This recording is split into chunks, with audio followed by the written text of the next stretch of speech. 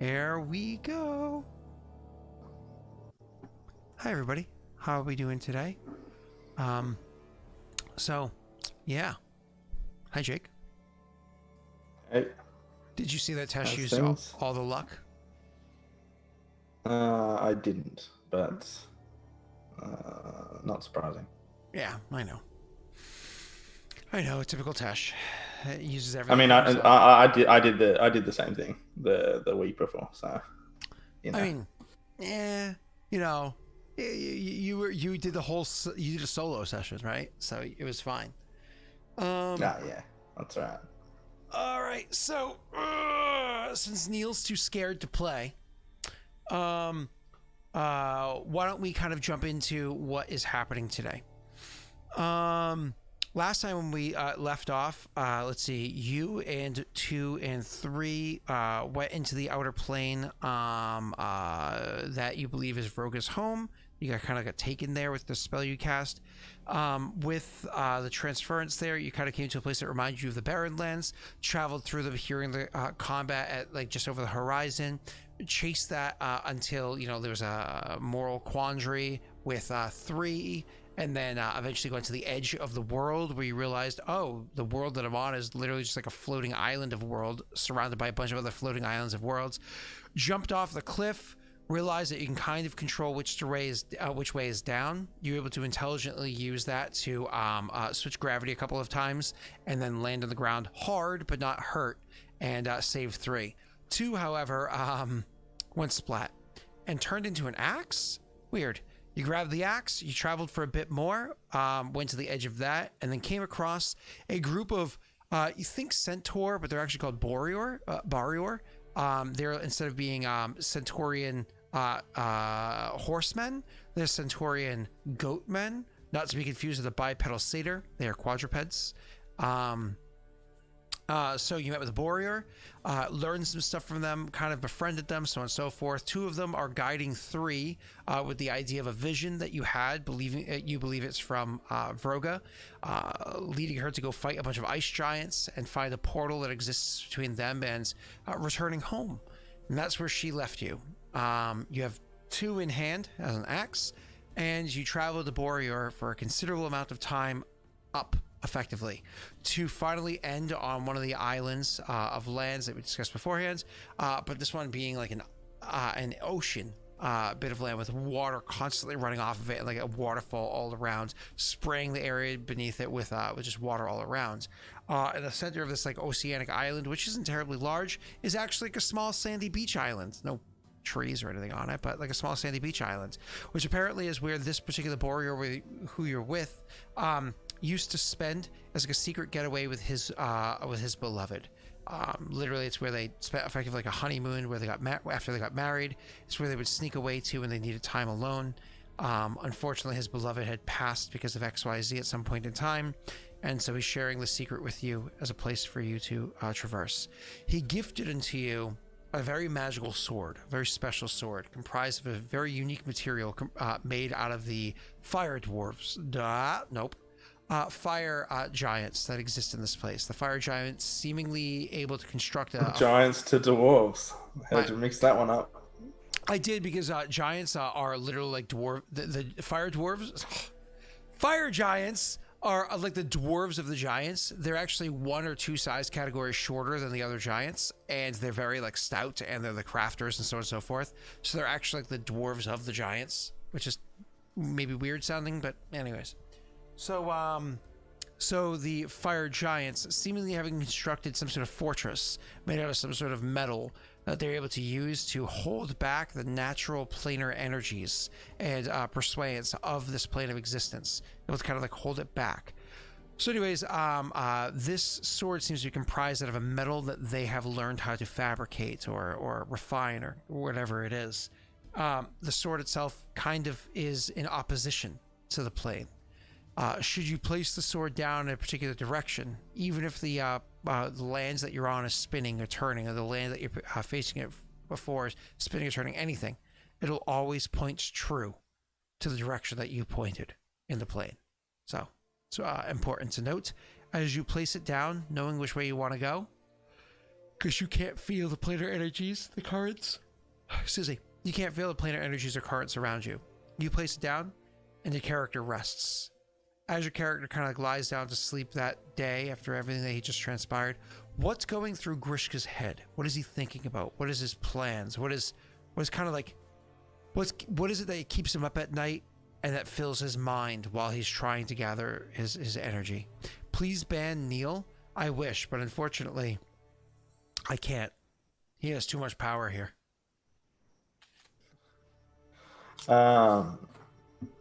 Grishka would be restless because he's getting closer to the seat of his god. And he knows that he's still got a ways to go. And he wants to make it. He doesn't want to be seen as unworthy.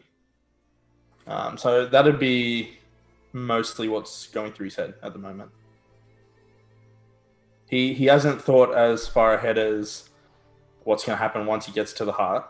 That's a problem for future Grishka. But as for now, he wants to get there. That's a problem for future Grishka. That makes me think of the TikTok video that Josh shared in Discord. Didn't see that one. It was so funny, and I showed it to Brittany, and Brittany's like, "Oh my god, that's 100% you." Like, that's a problem for future me, you know, because future me has the foresight, you know. Oh, it's so funny, so good. All right, so you lying there and thinking about this, you're more or less questioning self-worth, you know, like you typically do before first date, you know. Yeah, I get it. So yeah, you are lying there, trying to gather your sleep. As you do this, for funsies, can you where are you gonna bring Tesh back to? Will, as you do this, roll me a will save.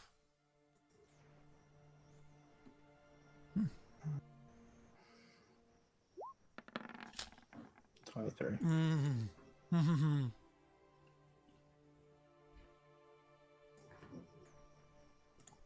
You saw that. I did see that. You didn't call it though, so I didn't. you got 100% success rate on that with me at the moment.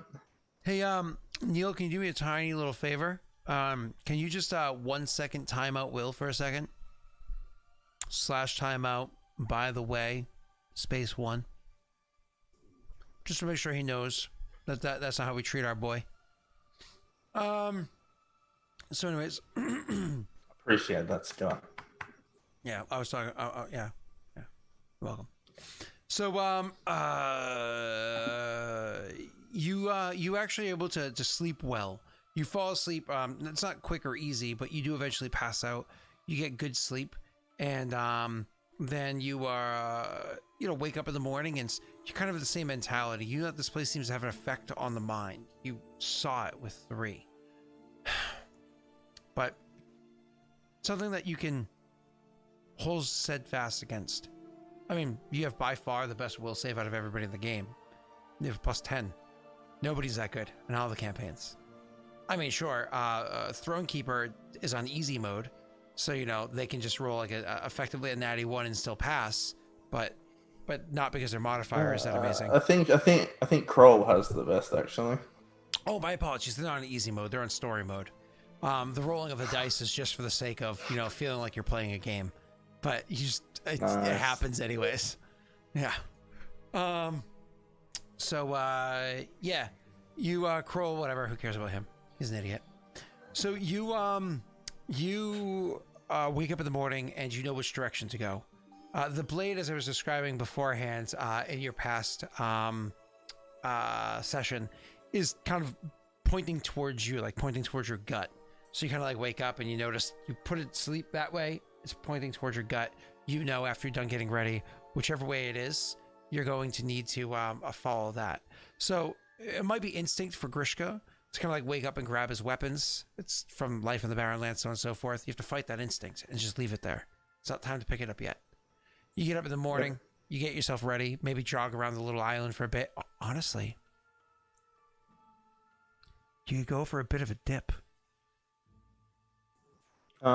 He wouldn't know. For like a morning exercise, like you do your stretches, and you can actually like clean up for a second. Like there's nobody around, literally anywhere. You could get naked, go for a quick little dip, clean yourself up, feel fresh, feel rejuvenated before you go see God. No, he wouldn't. Oh, you want to be stinky for God? Stop. But yeah, he's stressed. He's not trying to relax. You hear that flashing? Nice. What? Oh, nothing. Was something flashing? No. Oh, okay. Sorry. All right. Anyways, so yeah, moving on. You are able to make your way to where it is you need to go. You get up in the morning, you get yourself ready. There you go. Let's do this. There you go. You get yourself ready, and ooh, that's doing it funny. Choose background filter. I have a green screen. There you go. I was coming in so ugly for a minute there. That's better. All right. So you make your way. You get yourself ready, and then you head out. You finally grab the blade, and you know which way you're supposed to go. You look out into the beyond, and you see, same as before, there are many islands that are out there. Some of them small, like the one behind me. You can tell is, unless that tree has like a diameter at its base of like 3 kilometers or something like that, which totally could be the case. This island is not particularly large, right? There are islands like that, and there are massive islands like the ones you tend to spend your time on. The one you're currently on is a diameter of this is maybe a mile. Most of it ocean with a small little sandy island in the middle of it. So either way, you point to a spot, you think for a moment, and you just kind of like grab up the sword. As you grab up the sword, you run, and you kind of jump in that direction. And you allow the lateral movement to take you. Do you remember the command or the suggestion that you were given to beforehand? I honestly can't. No. You can't remember the suggestion they gave you as you were traveling? I think he said go up, right? Just keep going up. I think. If that's what you believe you said. It's been 2 weeks. I don't remember. Whose fault is that, Jake? So as you're traveling forward, you're going to allow time to pass. We're not going to roleplay every day out because that's a lot. You are instead going to kind of jump and travel. 1 day, 2 days, 5 days, 2 weeks, traveling alone. Luckily, something that Grishka is not unfamiliar with. Not his favorite way to travel, and certainly not how he tends to spend his time, but something that he's had to do before several times in the past. He's accustomed to it. Being in a place that's so strange always makes him feel a bit, threatened, scared, wondering how 3 is doing, and so on. Luckily for you, she had suggested for you to keep 2 with you. You appreciate that because sometimes when you're feeling just genuinely abandoned, alone, not sure what to do, having 2 at your side is reassuring. Kind of like if you were having moments of doubt, but then like you realize that there was a friend sitting like right across the way. You don't need to talk to them. You don't need to look at them. They don't even need to acknowledge the fact that you just like looked up and noticed them. But it's just like, it's good to have that person there sometimes. You know what I mean? Yeah. Anyways, so you continue traveling forward. Over 2 weeks pass, at least as far as you can understand. You're not entirely sure because the light here never truly sets. There's no sun in the sky. It's just bright out, or dimmer, or dim, but never actually, sets. Yep. You don't know how many hours between each of those cycles. You don't know anything. You just continue traveling. In those travels, you do see shapes that exist here. You're not alone. At one point in time, when you're over by one of the islands, you notice that there's another island that you're at the edge of, looking down below. It's not far, honestly. You think that if you were to have something to just slow your fall naturally, almost like a parachute or something, you think that something to catch the wind to allow me to slow my fall. Of course, you don't know what the concept of a parachute is, but just a general idea. I swear I could jump that even without manipulating the gravity, kind of like a thought. But you see this Boreor down there. However, they're rather aggressive with one another. You don't know what they're going on, necessarily arguing about. You choose to avoid it. Other points in time, you see winged creatures flying about. Strange winged creatures. Not with 2 wings, like a typical bird or whatever would have, but with 4. Almost like stacked wings on either side, flying around. Strange creatures, but again, choose to avoid it. You know for a fact, at one point in time, when you land on an island, immediately you stop and you take cover. You hide. You hear... doof, doof, doof, doof. And you can hear kind of like grumbling, almost like it's talking to itself. You know there's a giant where you are. That island, you choose to focus. The island is down. The island is down. And you walk off the edge of it. Literally walk off the edge of it and can continue walking. As the Boreor had talked to you about beforehand, to make your way around and away from this creature and continuing your travels. You never really come across anybody worth speaking to. At least, not yet. Not until you're landing on an island, not very large, about the size of the one that you see before me, like by me. There's a couple of trees on it, honestly, as you were kind of dropping down to it. Generally up or down, right? But you can go down a little bit. Just know that you have to make up the distance going up, moving forward. As you drop down into it, you counted 12 trees. Kind of tight together. Tight enough to almost make a canopy. One where you can kind of like see between the edges of it. Almost make a canopy, but not quite. You drop down to the trees, and you do see that there are a few like rock formations on this island alone. The whole thing in its entirety is maybe like 2 miles in diameter. 2 miles is what, like 3 kilometers in diameter, I think. It's about the size in diameter. So it's not a perfect circle, of course. You land in the place you choose. This is a nice, small, comfortable place to rest. If something else is here, I'll probably notice pretty quickly. You relax and you eat a sandwich, Yonda style. Why don't you roll me a perception check?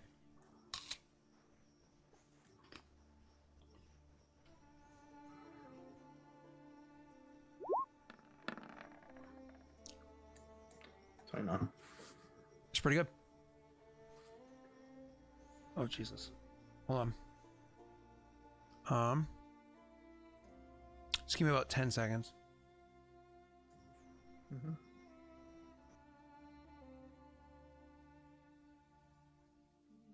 Yeah. Just so you know, you got Winifred's wisdom. Twice. So, bear that in mind, mark it, do whatever you have to do to try to remember that. But you do have Winifred's wisdom twice. Okay? Alright, moving on. So you you hear you like listening about just like enjoying your sandwich, you hear something. Is it singing? What is that? You swear it almost sounds rhythmic, almost like it's singing. It's not far from where you are. The island is not very big.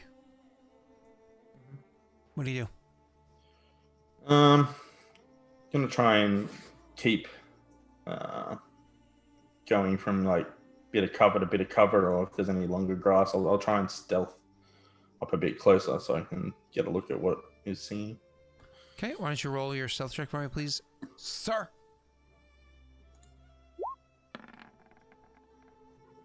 23. You're easily able to stay out of sight, and because of your extremely high perception check, able to pick up details from fairly far away. You notice that the voice that's singing, you're familiar with that kind of noise.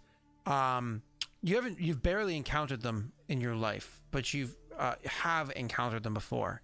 It sounds like a goblin voice, reaffirmed by the fact that it's singing. It is singing in Glen. It's singing in Glen. Fix the wheel till you break your back, and one day you will find your way back. Oh, now do not slack. You fix your wheel till you break your back. I'm gonna cast Luminous Vocabulary so I can speak to it. You don't speak Lin naturally? No, I don't think so. So you hear it singing the song, or like, and then eventually cast that spell, and that's the lyrics you hear afterwards. Yeah. Okay. I'm just gonna watch for a moment. Is it just what is he doing? When you roll me another, because the stealth check was to get up enough to be able to hear everything. Roll me one more stealth, so like get up and actually see what he's doing from a good angle. I don't. Do you want to modify that? No. Are you sure? Yeah. Okay. Allow me to roll my perception check then.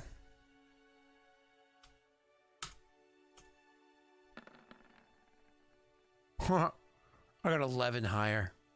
You start moving forward, and then all of a sudden, he's like, fix the wheel till you break your... Who's there? Who's there? Someone's there. Yeah, I'll stand up. You stand up, and you can see that the goblin, buck naked, absolutely naked, is there before you. Yeah. And as you like stand up and he looks and he sees you, he's like, you're not from around here. What are you? He says, and he reaches down and he grabs up. It's weird looking. It's a bit of wood in his hand. Maybe a bludgeoning object. There's a bit of a curve to it. It's probably about a foot and a half long. So it definitely is in the hands of a goblin. Looks big enough to be like a cudgel or something like that. And he says, "What are you?" My name is Grishka, and I'm an orc. An orc? You got here too. You're lost like me. How long have you been here for? Oh, shrugs. A while? How'd you get here? How'd you get here? Vroga brought me here. Vroga. I know this name, Vroga. Vroga brought you here. Why did Vroga pick you here? Why are you here first? Well, how did you get here? I get here because I am brave, smart. You know he's lying. You don't need to roll. You know he's lying. So I said, no. How did you get here? I answered one of your questions. No, you answer one of mine. Diplomacy check. Or I'll chop your legs off. Oh, intelligence check. Okay. I mean, intimidate. Sorry. He says,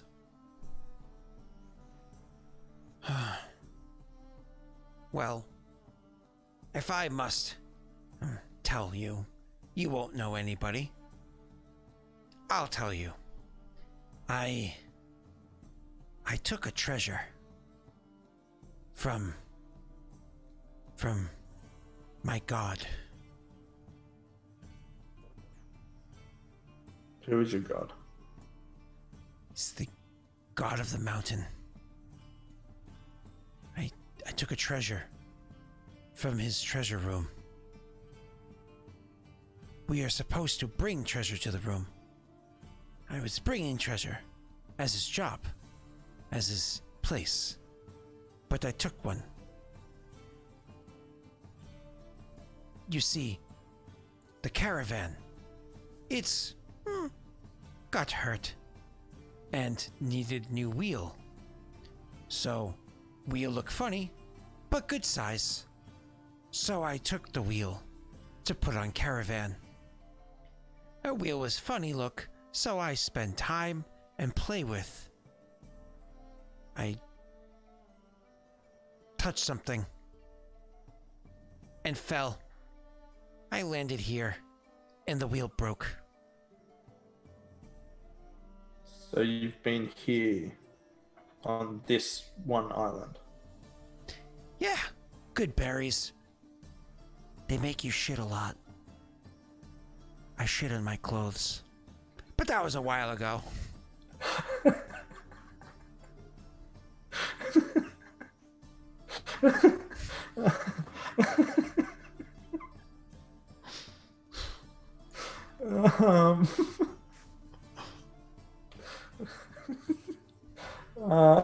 I can't. All right.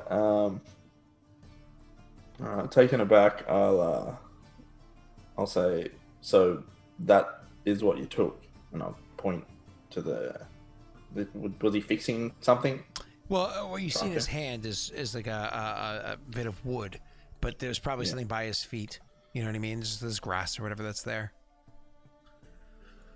I'll move up a little bit, see if I can get a look. Stay back! I am trained guard of the royal caravan. I can fight. You want fight? I kill.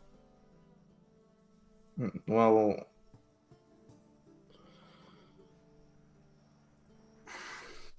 you could stay here until you work your own way off, or I could see what you've got and see if I know anything. This is microwave. Oh, wow. Thank you so much. It's a bit strange that you took something and then just ended up here. Oh, yeah, thanks. Bye. Thank you. He says, I'm being punished by the god of the mountain. He has punished me. That's why I'm not in the mountain. That's why I cannot move. That's why I do not roll with the caravan. I'm being punished. And it broke. When I land here, it broke. So I know. I'm smart. I think good. I fix it. I fix it broke. It test of God. And when I fix, I go home. I return. It is where is your his home? will. Where is your home? Where are you from?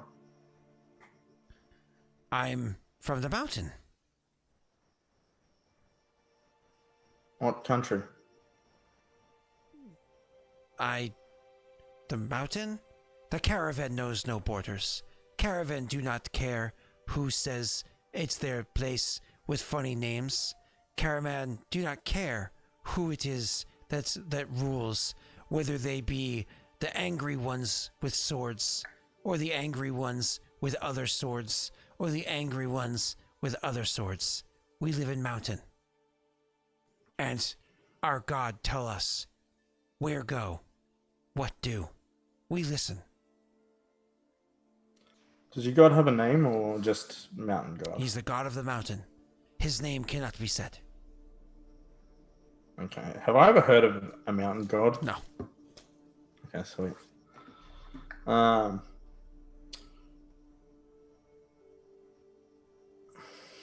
He would just kind of sigh and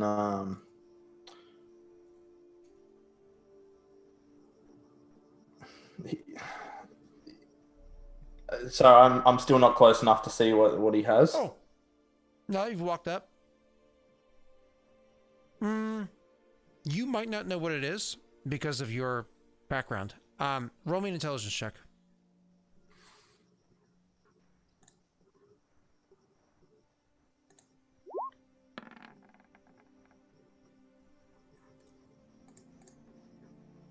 $22.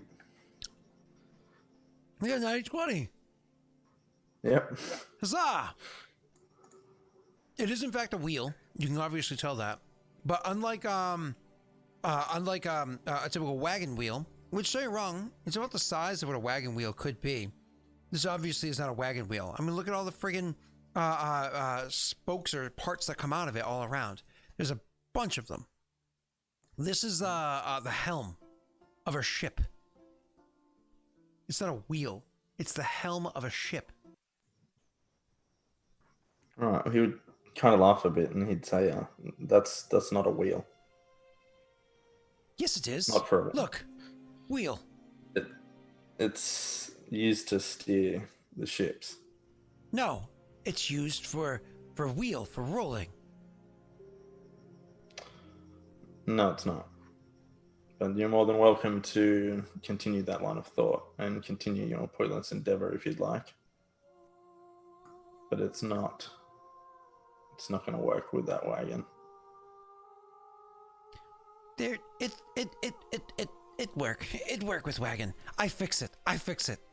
I make God happy. I go home. I hope you get home. What about you? Why are you here? I'm here to hopefully see my God.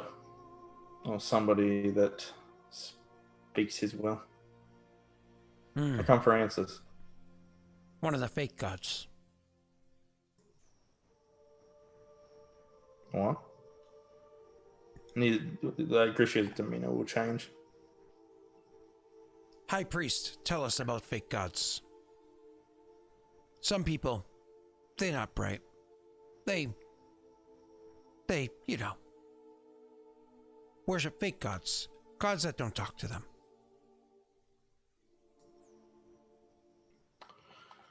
Your God speaks to you directly? Our God sometimes talks to some of us. Always talks to Zraz. Always talks to Zraz. But sometimes others get honor and speak to God through the mountain. And you've never spoken to the mountain god? I've never spoken directly to him, but one time I heard his anger. We did bad. We did real bad. And his rage was so loud. It echoed so far. It shook the mountain. We angered him. We sacrifice. We sacrifice to appease him. But then we have to work extra hard. Bring him more. And sacrifice. We angered him. I was young.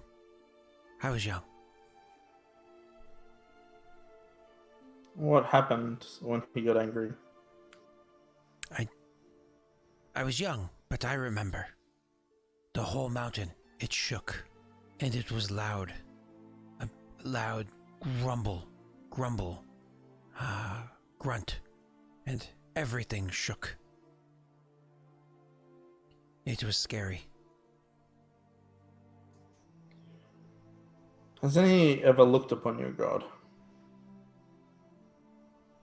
You cannot see a god. The god is the mountain. Speaks through the mountain. Okay, well, enjoy your punishment and continue trying to fix that wheel. I'm sure you'll get out of here in no time. I learn. I live. I will fix it, and I will get out. I'm trying to make myself a bit of a sticky thing. You know, to stick stuff together. I saw it once. We had on caravan before. It is bottle. You should have seen Akcha. Akcha had broken bottle by accident. And when they caught him, he tried to lie and say it wasn't him. But we knew it was him. Because he was stuck. His foot and his hand were stuck. Couldn't get free. And then because he was trying to get those free, he got his one hand stuck to the wrist of his other hand trying to pull it free because he had some of it on him.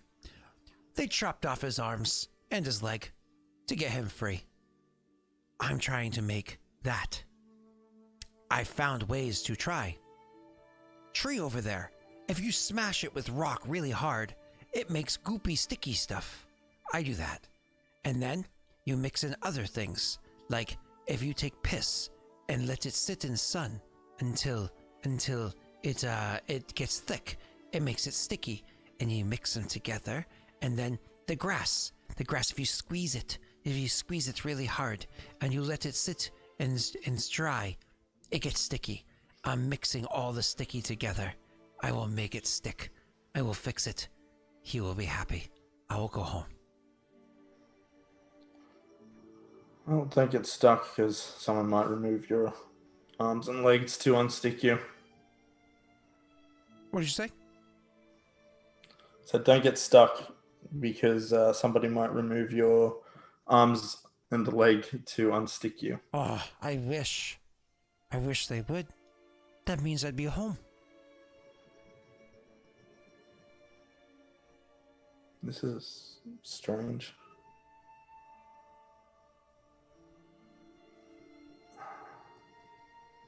How do I want to try and figure out if he's from the material plane, but I don't know. I don't know how to word it. Spend a moment, think.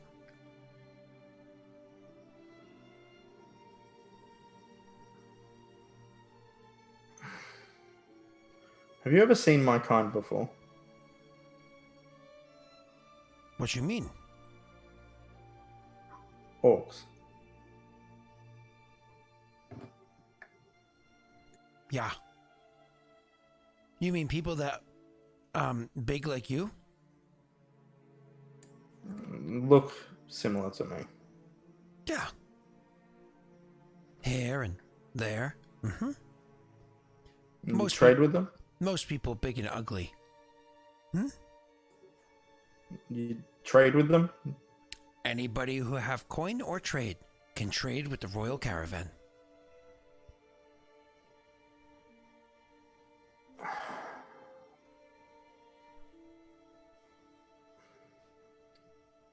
Have you ever been to a place where the dead walk? A place with dead orc? Where the dead walk. Oh, where among dead the living. walk. Me? No. I heard things. They talk about things when young. Stories by fire. Others get scared, not me though. I don't get scared. Okay. Do you know those what's that race called? The goat men? Warrior? Yeah. He described them and say, "Are you familiar with them?" When you describe them, he says, "Yes." Late game here. They tried to take my wheel. I fight them off. You try to take, I fight you off too.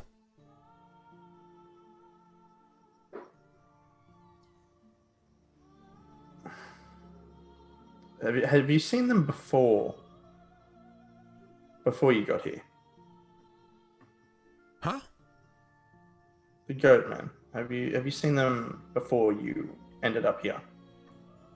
How would I see them before? They live here. You're not from here. I think I told you this. You did. I'm just trying to place where you're from. But I can't. Interesting. Not here. Do I have any spells of use?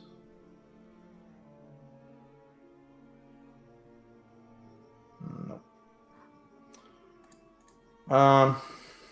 As much as I want to figure it out, Grishka would want to move on. He's got a job to do, and he needs to do it. It's been over 2 weeks. Jocelyn's suggestion shot, banish it and be done with it, but I don't think you can. Because you cast a spell in combat as a swift action, so you have to wait a month, don't you? Well, I didn't cast it. That was the thing. No, you did cast it. You just failed. Oh, okay. I didn't. I Yeah. getcha. But then, yeah, now I've got to wait. Another 2 weeks then. Yeah. Because you don't usually have access to spells like that. You're just an Inquisitor. Yeah. That feat gives you access to one time, once a week, or in that scenario, once a month. Yeah. So you wouldn't be able to do it. So, you more or less just say, "Good day, mate." Yeah, there's, I don't want to forcibly take the wheel from him even to check it out. Speaking of "G'day, mate," Viking's not here. I haven't seen Viking Magoo all morning. Yeah. Oh no. I'm sure his good old friend Heath Ledger's probably just back in town. No, not Heath Ledger. Sorry, that's a dead guy. I meant Wow. Hugh Jackman. Hugh Jackman, because isn't Hugh Jackman also from Victoria? I don't know. Hugh Jackman probably has like a bunch of places where he lives. I don't know where he was born. Well, yeah, I think he's from Victoria. I'm pretty sure I heard him say it in an interview before, which had no bearing to me until, obviously him. And you're talking about Victoria having the best beer in all of Australia.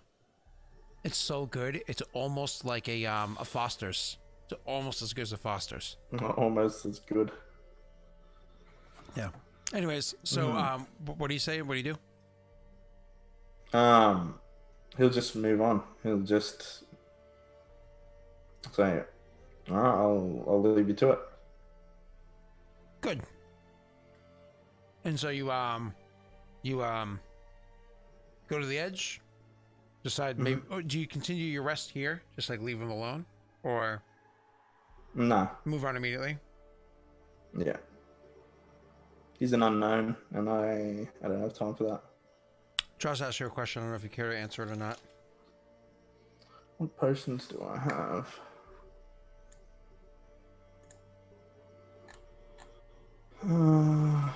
Boiling Blood, Bull Strength, Spider Climb, Neutralize Poison, Owl's Wisdom, Endure Elements, Bark Skin, nothing that would be of any use, I don't think.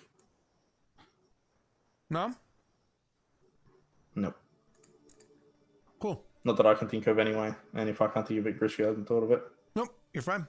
I'm not worried about it. So you go to the edge, look back one last time. You see him kind of like suspiciously watching you. Kind of like shrug, and you jump. Huh! And he's like, "Ah!" as he watches you jump off.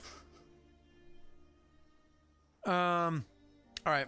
So anyways, he jumps off and is gone.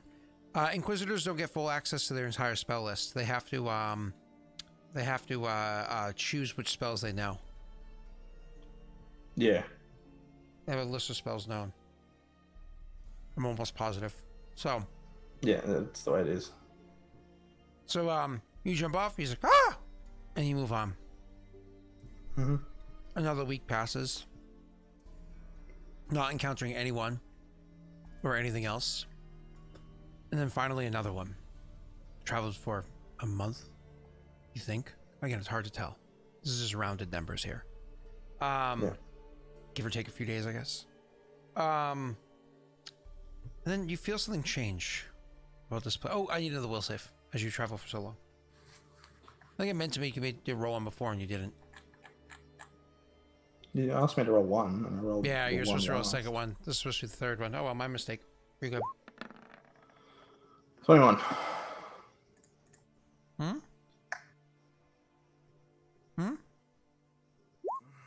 There. Damn, 12 dice left in that pool. People coming out. Yeah, they won't fill it up for Neil. They'll fill it up for you. So if you use them all, then next week I can torture Neil. Thank you guys. I really appreciate it. Listen, if you use them all now, what I'll do is next week, if you get it to 3 or less, I'll turn off the ability to add them next week. I'm not going to do my boy like that. Come on. All right, how about this? I miss Neil. I miss Tesh. I miss having us all together. If you don't get it to 3 or less, I'm going to turn off the ability to add more. Ah, that's right. That's right. Well, now what am I going to do? Probably have me turn it off on him anyways. Because that bastard Raerin deserves what he gets. All right. Are you going to play that like as his intro next session? Listen, Donald Trump is my president. I don't need more WWE in my life. Okay. So anyways, you continue on until you finally feel a shift in the plane. Things, feel more intense, feel more extreme as you go. There's more. You can just feel like a pressure around you. At one point in time, you actually have been on an island for straight up 2 days of walking because of how massive it is. When you finally come to the edge of it and you look about, you can see the plains before you, the islands before you, are moving a lot. Like you can actively watch them actively moving and churning and whatnot. They have some speed to them. You can feel everything around here is more to it. More than that, there's also storms that appear in the sky. So beforehand, the weather's been non-existent for the most part. It's just been clouds here and there, so on and so forth. But here, it's like storms that happen to exist. It's genuinely alarming, to pick a word. Other than that, again, there's you can roll a perception check. Yeah, I know. If you had only asked his name, you would have found out. My name is Rant. Ollie Rant.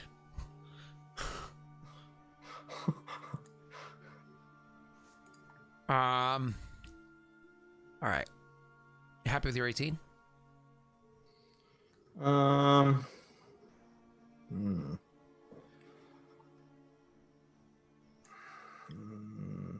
need to know where I'm going. Roll me a planes check.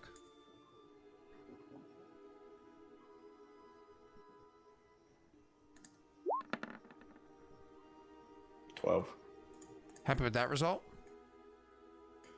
I could really only get it to like 16, so. You know, you really got to use your Winifred's wisdom sometimes. Yeah, but I'm keeping them for to make sure I don't die.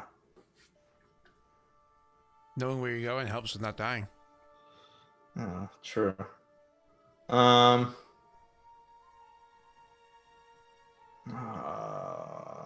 Alright, I'll look at 13.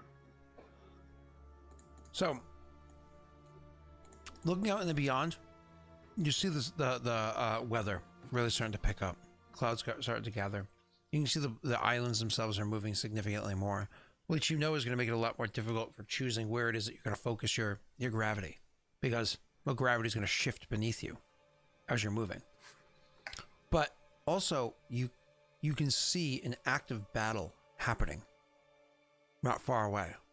I mean, far enough away that you can't make out fine detail, but you can see there's a clash happening, almost like two ants in the distance going at each other and fighting. You stop and watch it for a moment, trying to make out some detail. What are they? How many are there? There's definitely at least two. Are there more? It looks like there might be more. But then, of course, like the angling of their fight and whatnot that's happening in the air beyond, clouds moving and whatnot gets in the way. You can't see any more than that. So you see the moving planes. You feel the shift, the pressure and whatnot of the plane itself. You see the storms, and you see the battle happening. What do you do? Is the battle out of the way that I'm supposed to be going? It's a good question. It's hard to tell because you're going that direction, but it's not like you had a true north. The sword only sets where you set it to. It's not like it finds north for you. It just holds north for you. You know it's in that direction. As to whether or not it's directly to that battle, if you can easily make your way around it, you're not positive. Okay. as interesting as it would be to go there, if it's out of the way, he won't bother. But you know, if it's on the way, it's on the way. You believe it's entirely avoidable, with maybe a minor inconvenience. So you avoid it. Okay. You choose an island to go to. This is where we have to actually start making you make checks again. Yeah. Choose an island to go to. The first one, you jump off, you pick it, you're flying towards it. As you're flying towards the island, as I said, other islands are moving.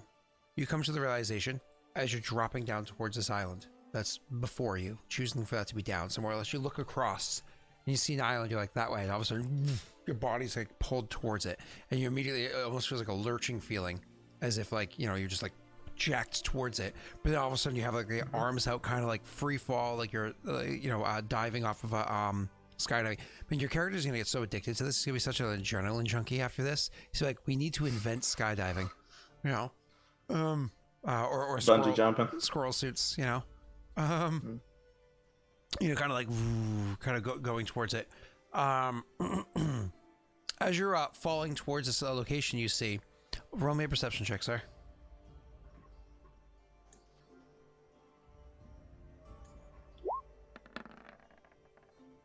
One of the other islands, smaller, moving much faster, is Vikings here. What? No.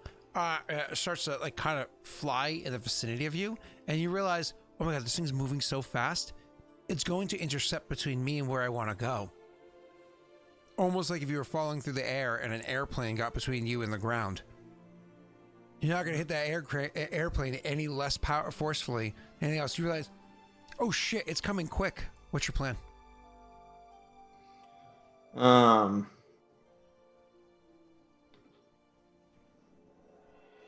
right, so it's on a trajectory that it's gonna intercept me. Correct. Intersplat you, yes. By slowing myself down, will it? You know, can I avoid it? Is coming in quick enough? Maybe. Okay. Yeah, I'd try to avoid it if I could. However, worst comes to worst, I could just center that as my point. So which one are you gonna do? Sorry.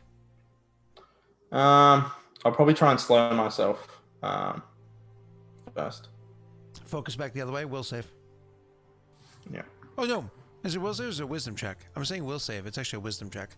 Sorry. Is it a wisdom? 99. But I've been doing will.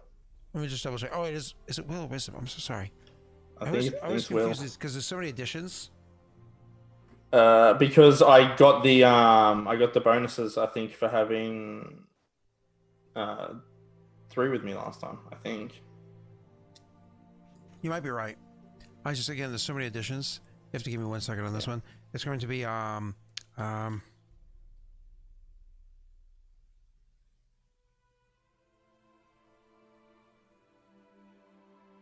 sorry. I was just searching really quickly.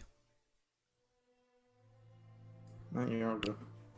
Light, heavy, object, directional, subjective. Wisdom check. It's actually, sorry, it is a wisdom check. Not a will save, a wisdom check. There's a difference between the two. Oh, damn. That's not good.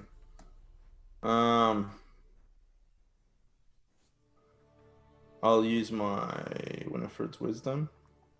And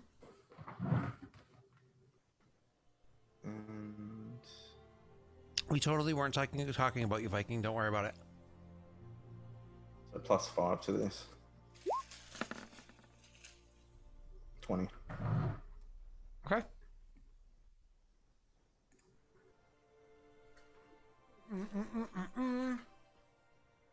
It's one of those funny things where it gets so close, you're worried for a moment, but you're also slowing down fast enough that you're like, I don't know, I can make it. I don't know, I can make it. I don't know, I can.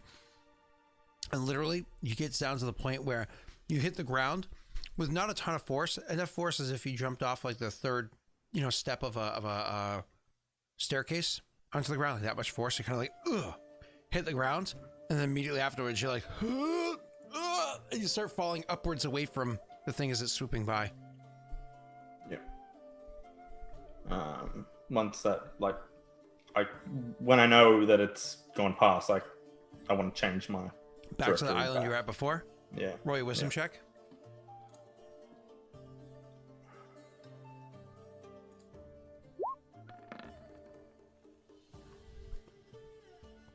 And you continue falling upwards. You start realizing things are going to be a lot more difficult here. You can roll again.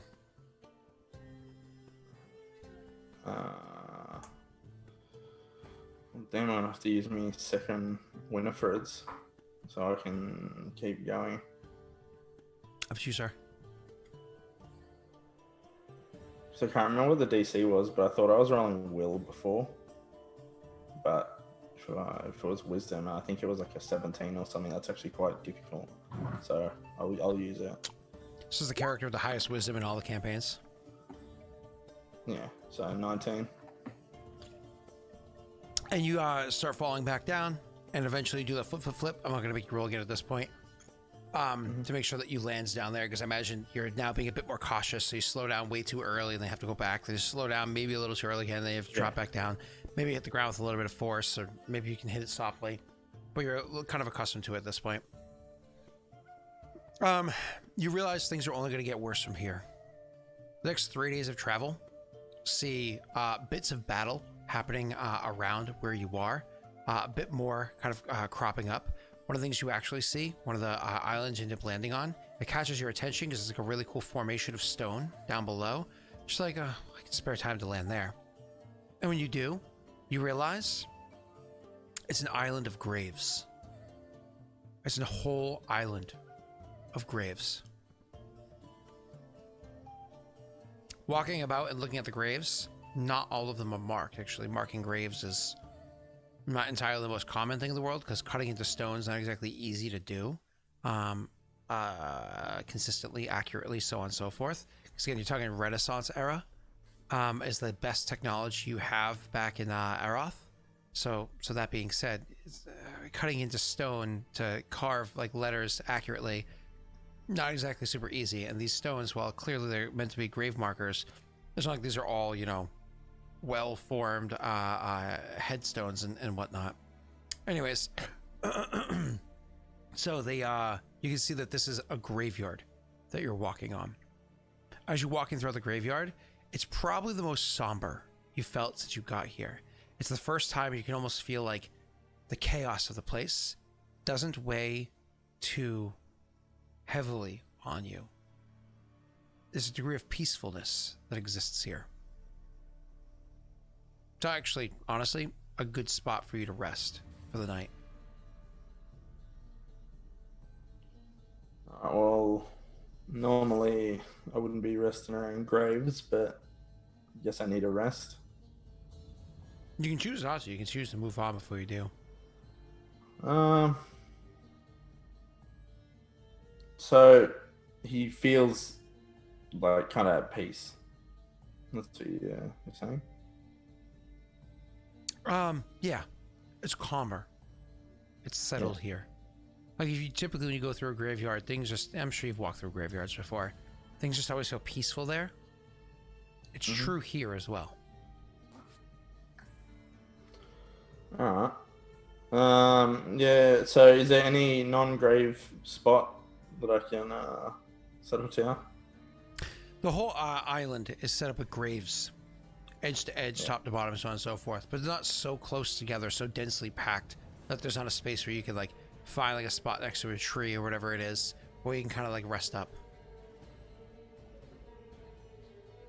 All right. Yeah. He'll take a rest then. Against his better judgment. Would you end up climbing the tree for any reason? Maybe to like scout about, see if there's anything that catches your eye? Not really. Oh, good. If you climb that tree, a cop would show up and harass you. Take like your weapons from your vehicle. Even take your empty, blank, bound by a friggin' what are they called?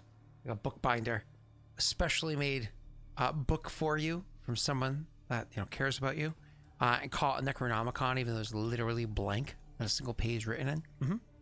Your name, literally on the spine of it because it was bound onto it. Yeah, that might happen. Yeah, but two would definitely fart all over their hands, so that's nice. Anyways, so you spend the night, not the night, some time, a few hours resting, trying to gather up your strength, maybe have a bite to eat, close your eyes, and drift off for a bit. When you drift, you have a dream of battle that you fight hard, and you kill many. But on this battle, as you're killing these people, you notice that the souls of the people linger where the bodies fall, continue lingering above the souls. The souls above the bodies, kind of like floating there. They don't go anywhere. After the battle's done, you're bloodied, you're injured.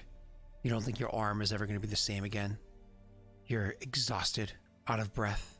You look about, and this is when you take in the moment to see just the field of dead bodies, and just barely in your sight, the field of souls floating above these 36 or so people that you've killed. All of them just staring at you. You have a strange feeling. You're not sure. Are they going to attack you?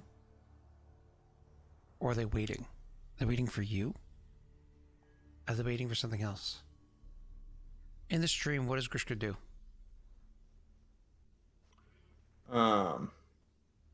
He probably speaks to them in Necrol, and it's like, what do you want? Why are you still here? There's no response, at least not immediately.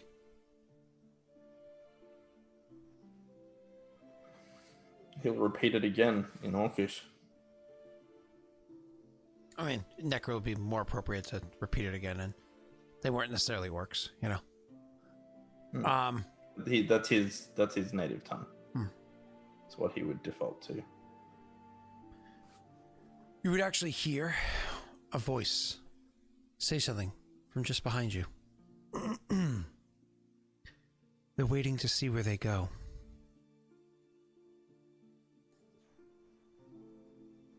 I turn around. You see there's a form before you. A form that you're not familiar with. It's a woman, draped in black, wearing a black gown with a black, almost like lacing over it. Imagine like a veil, but, more like a shawl, draping from the shoulders, falling all the way to the floor with a bit of a drag behind it, the way that a wedding gown would. Atop her head, she wears a black headdress. Her makeup that she wears is dark in color, like black lipstick, black eyeshadow. It's one mean smoky eye. Anyways, so she stands before you, very, very darkly set. The shape of her is of an average build. She has a bit of a shape to her. Her hair pulled up and dressed well. Almost kind of put like little curls coming off of the areas where it's pulled tight against her head. Again, with the headdress, it's kind of like woven through it in a way that stands out. The headdress itself, comprised of bits of metal, but also a couple of feathers seem to come off of it as well.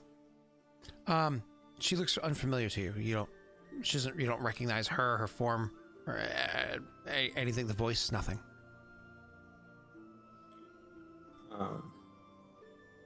Who are you? How do you know this? I am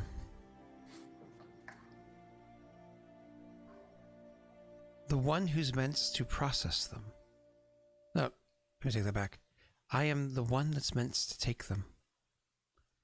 The one that's meant to guide them.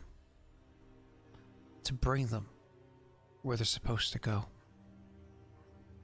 I am the one that will collect them and deliver them. Usually to your God, to their God, and so on. So why aren't you doing your job? I'm being blocked by your actions. Well, that's what I'm here to seek guidance on. My actions. But I don't wish to seek guidance from you. I wish to know where Virgo stands on this matter. I was there for a reason, and I want to find out what that reason is. She nods, understanding, and says, "Know this. You rest in a field of remembrance, but not dead. Each grave represents someone who has died, but not delivered. These will continue to crop up. They will continue to consume in each place where they belong. A reminder of the actions that you have taken to each of the inhabitants that you impact with your decisions."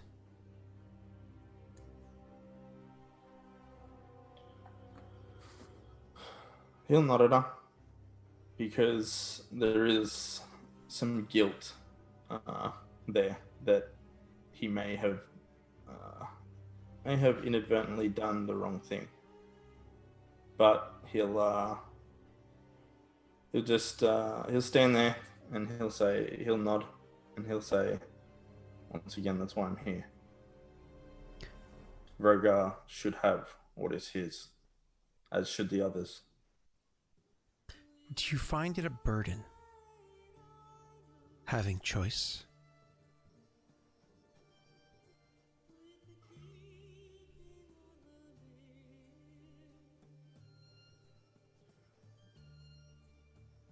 It can be, but that's who we are. We have the ability to make choices. It is who you are. But some of you deserve more. Some of you deserve peace from choice, peace from consequence, true rest in your servitude. I have watched you many times on the field of battle. I have collected them. By your hands they fall. I was there that day. It was the first time I noticed you. I was there the day that all of them were slaughtered. Did it feel right, killing them for their actions? For the slavery that they imposed upon the others?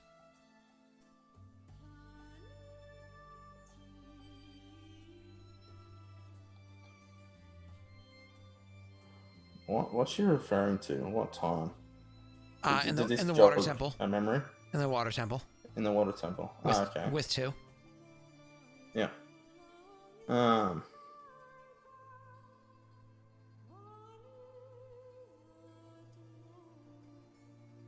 don't know if it was right, but it's what we did. It's what I did. I did so in what I believe to be service to Virgo. Now, I may be wrong. I may be right. That's for him to judge. Do you think I'm here of my own volition?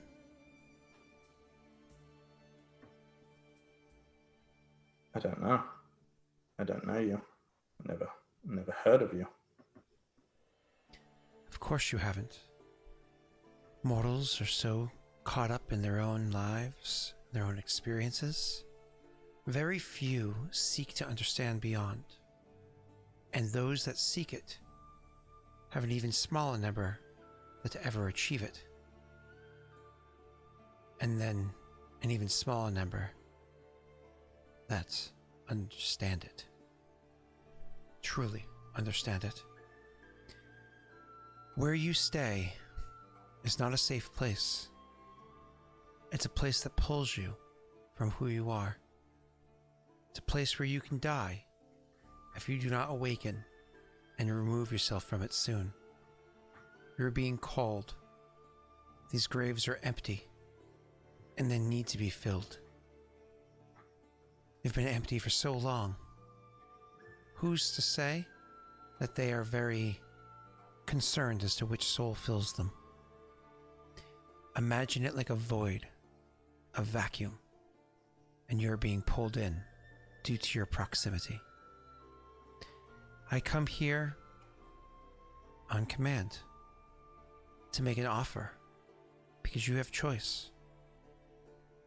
You can choose to give it up, to stop with the pain, stop with the anguish, stop with the fight of choice, and to serve Vroga in a higher way, in a truer way, to collect those that belong to him from the field of battle, to stop and appreciate them, the warriors that are delivering them, the circumstances that led them to their deaths, to collect them and bring them home.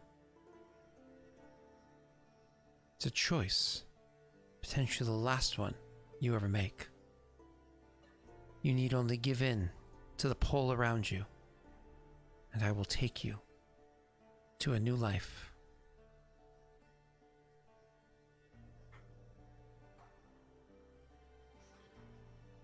You would think.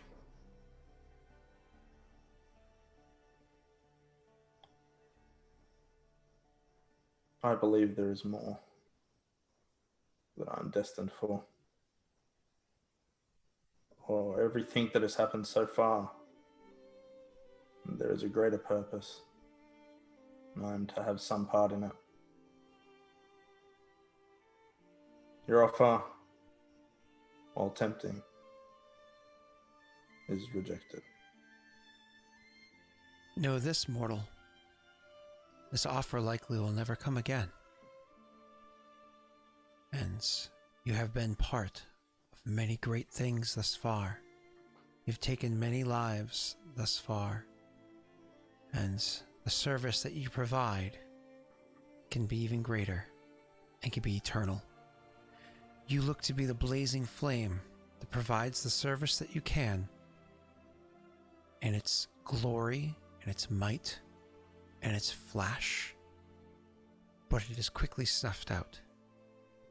You're being offered a slow and steady burn, well fueled, well maintained, that will last through the ages, provide a service both necessary and appreciated to your God.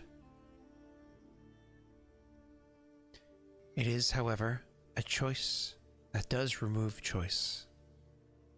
You will serve eternally, or until such a time comes that your service is no longer needed. I ask you one last time to make this decision that could be your last decision. Do you stay and do you fight, or do you come with me and do you serve? A smile comes over his face, and he says, that would be the easy option. Wake me up. I cannot. You placed yourself amongst these graves. As long as you're alive, the choice and the fight are yours. Good luck. I'm not. Roll a will save. This is a will save, not a wisdom check. Don't roll a 1.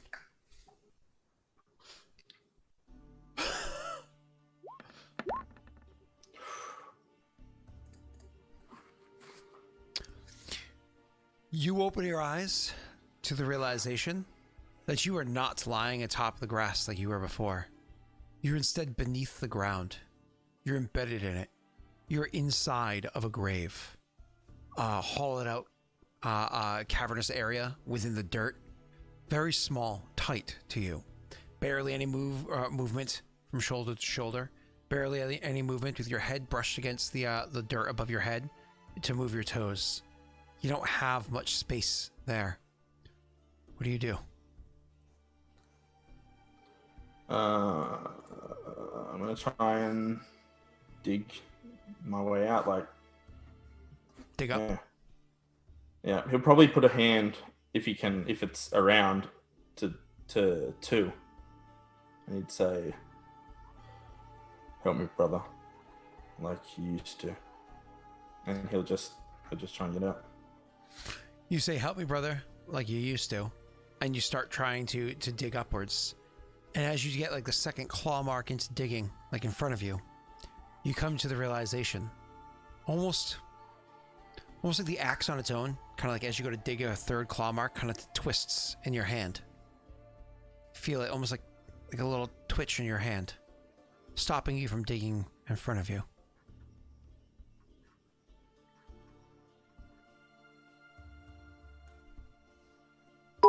Stop digging in front of me. Mm-hmm.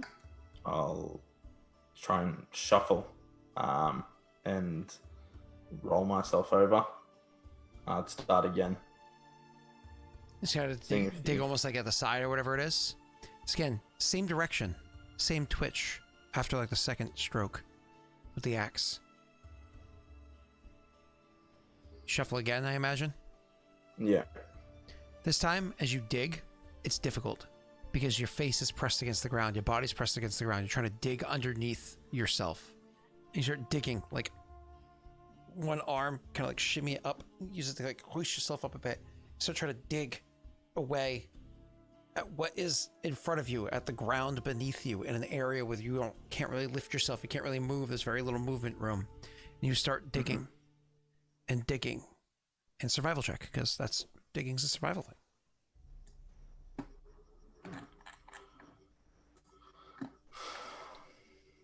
Dies anyways. Well, I mean, to be fair, she did warn him. I always forget how good you are. Are you happy with your 23, sir? I want to get out. Oh, hey, all right. Awesome. It's funny. It was such a good result. I was going to make you make a constitution save against like suffocation or whatever, because the air in there was thin. And have it be somebody, but you rolled good enough that in your first thing, you scratch, and eventually kind of like you get it planted there, and you're like smacking against it and trying to like drag it and drag up enough, and eventually you break through enough dirt that the dirt in front of you kind of like moves away. You kind of like push it away, and air starts to come in. You can breathe more. You can get more room. You dig away more room, and eventually able to break your way out.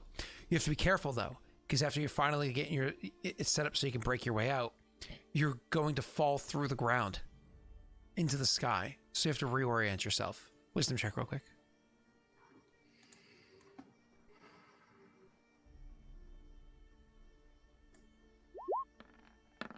Good.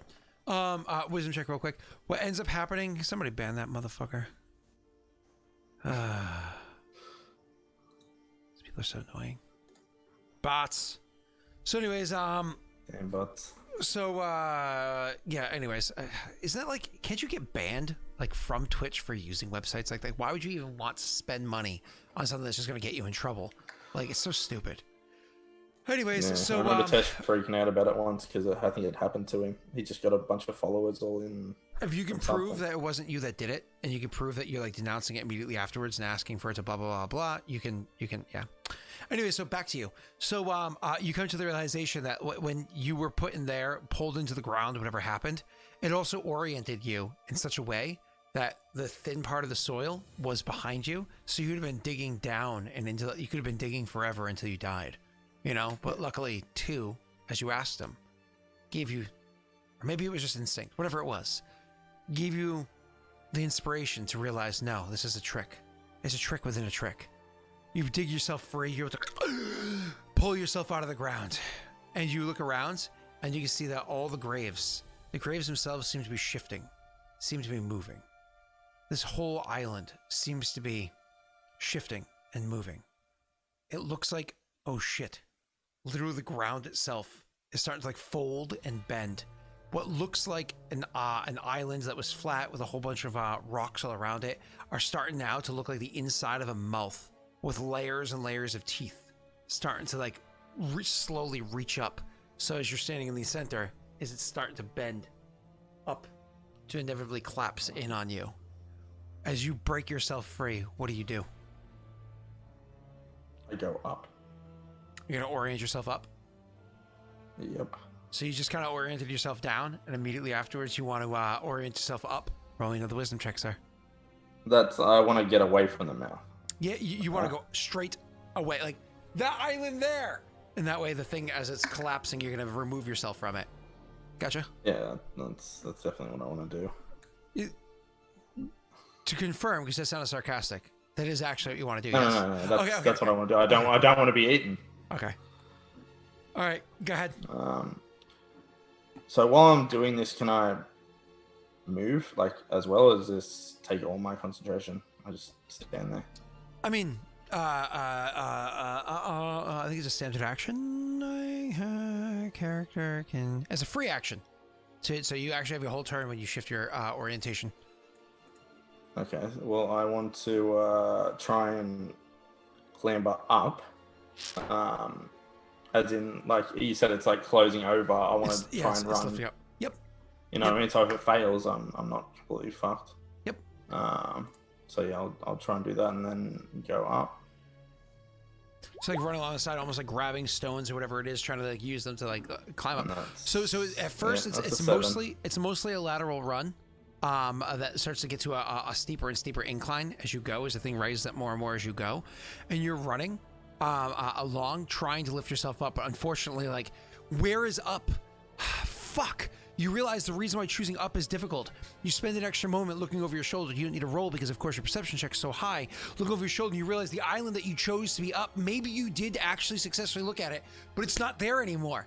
This island that you're on itself is actually spinning, like rotating quickly, kind of like a world would do if you were, it's rotating quickly. So even the islands that are in view as this thing's kind of closing up are shifting, whereas they themselves are moving. You're in an area of the plane where things move quicker, they move more dramatically. It's much more dangerous. So as you're clambering up, trying to choose up, whatever you're trying to choose above you is not necessarily still above you anymore. You keep making your way, you keep running. I need an athletics check and another wisdom. What's the wisdom for? Wisdom's to try to reorient yourself to something else that's up there. I'll let you describe it in a moment. The athletics is to continue clambering. I've got an idea. Shoot. Because this is extremely important. Yeah. I'm going to try and ask for Brogar's assistance and cast Airwalk. Oh, a swift action casting of the spell? It has to be. It's life or death. Okay. No checks or anything like that. You have to make to cast a spell, right? No. So as you're clambering up, you look up, you're like, I could choose that thing again, but it's moving across the horizon. I don't know if it's still going to be there. You decide, Froga, be with me. And you, as you like take a deep breath, it's a leap of faith. You step outwards onto the air and it holds you. And you step onto it with your other foot. It holds you. You're in the air, and the thing is collapsing around you. What do? I'm fucking running out of there. Start running up, like almost like you're running upstairs. I still need that athletics check, sir. Athletics? There's no athletics in this. Acrobatics. God damn it! Whatever that is. Acrobatics? Yeah. That's a terrible roll for me. Acrobatics. Right, all right. Why is he saying smart move Messi? Messi's not even here. Messi's gone. There, 21. You easily are able to run your way up and literally at points in time kind of grabbing up the stones that are still nearby and use them to pull up and kind of, make your way uptown running fast so you don't get devoured. So you get your way out of there, and as the thing is kind of like closing up at the top, it's literally one of those push, push, push, push. You see, you can't just keep running straight up. You have to, like an elliptical, you can't just keep running straight up. You have to like Oh, this side's closing a little bit slower than that side. You're kind of like running that way, up and over to the side a little bit. And then finally the thing kind of like crashes in on itself. You can see the stones smashing against the stones, the whole ground and everything kind of like closing up. You can even see the roots that hang at the bottom of the ground, because of course this plant's like I described, kind of like coming into each other and like wrapping around, almost holding the thing up, bound up tight up above. To the point where finally it's almost like its own ball or sphere or whatever it is. And it continues to spin and rotate as you continue to run away. You're able to get yourself away far enough, catch your breath, so on and so forth. Eventually, when you look back, the thing starts to unfurl, untie, and open up, and eventually rests itself down, plain and flat, as a peaceful grave to sit at. From this vantage point where you are, up above and around, you're able to look around, and you can see this isn't the only island like this. There's another. And another, and another. How many people were supposed to come here that haven't been here?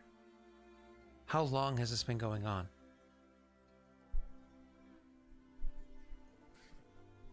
Taking that in, there'd be that pang of guilt, and then it would swiftly be countered with, no, this was supposed to happen. I need to continue. So I'll try and orient myself and continue on. Eventually, thanks, Messi. Eventually you make your way further along these islands. Eventually you have to choose a place to orient yourself as your spell starts to subside. I don't remember how long airwalk lasts. It's a decent amount of time, but it's not like overland travel, which is like hours. I think it's just like 10 minutes per level or some shit. Anyways, you reorient yourself and you move yourself in further. You get yourself from this place. Maybe 3 more days pass, and you can't get it out of your mind what you experienced, what you saw. Eventually you realize you're in a different place here. And this plane. Oh, I need a will save, sorry. Because time has passed.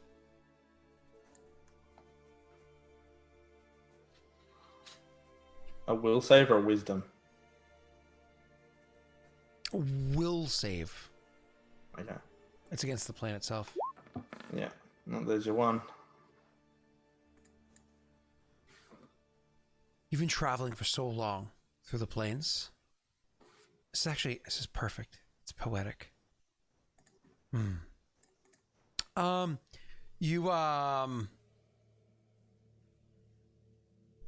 God, I hear that all the time, Josh. All the time. It's all right. It's not that deep. So anyways, you come to an area of the plane where things just seem so much more chaotic. It's so chaotic that at points in time, it's bridled on rage. You can feel it. But most importantly, you can feel a strong connection to your god. You think, you're not sure, but where you were traveling before, this plane, Vroga's home, right? You had this understanding, this whole place is Vroga's home.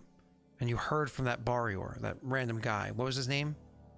Steve or something? You were right. He told you Vroga lives here. You're like, no, this is Vroga's plane. Those words, Vroga lives here, never left your mind over the course of the past however long it's been that you've been traveling. But now, suddenly you realize, no. I am in Vroga's home. I am where Vroga is. You can feel him. You can feel closer to your god now in these moments than you have ever felt before. But at the same time, as you kind of like are excited, elated to feel this, you feel the will of Vroga kind of washing over you. You feel that chaos washing over you. You feel a stronger connection to two than you had ever felt beforehand as this washes over you, to the point where you can feel the axe almost calling to you. Bringing your attention to the axe and grabbing it, you actually hear his voice Grishka. Orsk. The voice isn't from the axe, but in front of you. You look up from the axe that you're looking down at, and you see he's standing there, before you. Orsk is actually in front of you, just a few paces away. Orsk, you're this. But That's what my body became. But me. He's not naked. All of his equipment got transformed. His equipment's with him too. He's not naked! Stop trying to check out, them, like, let me see those boulders. You know what I'm saying? There's, Stones of Justice. So anyways, don't roll for hot. Don't roll for hot, okay? No, it's Orsk. It's 2. He killed a little girl, guys. Come on. no, he didn't. He did not. Wow. He was there. They don't know how to spell roll for hot. It makes me happy. So anyways, poor Steve. Steve, come on, Steve. Steve, come on. Just because you're a troll doesn't mean he has to be. Jesus, so rude. Joey, can you fix that, please? You're the fox. Come on, Joey. Sorry, distraction for a moment. Need Joey to make this right. Wow. Literally mediocrity. Right there. Okay. Let's move on. Oh.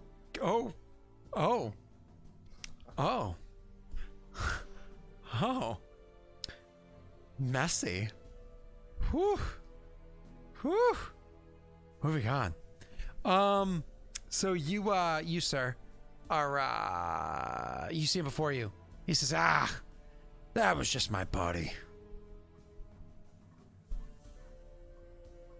So what happened? I fucked up. I was having fun. Don't forget, chaos is also taking your mind to a degree, but anyways, I fucked up. That fucking branch. I think it killed me. I don't think I remember even hitting the ground. Oh, fuck. It did kill you. You didn't go to... You didn't go to the Arbiter then? You're still here with Broga. Why would I go there? I'm already where I belong, and there's nothing to stop me. He'll laugh, and he'll say you are where you belong. I have to say, this is nice. It's nice here. I'm home. And you're home too. I do feel it.